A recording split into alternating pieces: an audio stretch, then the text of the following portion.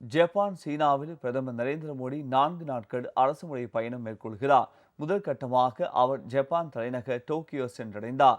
Japan தலைநகர் டோக்கியோவில் 15வது இந்திய ஜப்பான் வருடாந்திர உச்சி மாநாடு ஆகஸ்ட் 29, 30ஆம் தேதிகளில் நடைபெறுகிறது.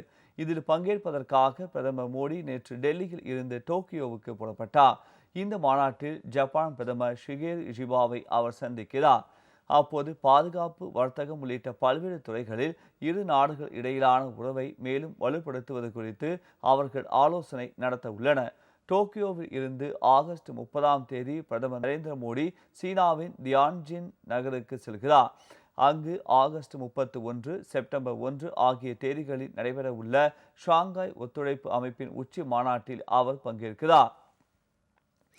இந்த மாநாட்டில் சீன அதிபர் ஜி ஜின்பிங், ரஷ்ய அதிபர் விளாடிமிர் புட்டின், இந்திய பிரதமர் மோடி, பிரேசில் அதிபர் லூயிஸ் இனோசியா லூலாடா சில்வா, இந்தோனேஷியா அதிபர் பிரபோவா சுபியாண்டோ, பாகிஸ்தான் பிரதமர் ஷாபாஸ் ஷெரீப் உட்பட 20க்கும் மேற்பட்ட நாடுகளின் தலைவர்கள் பங்கேற்கின்றனர்.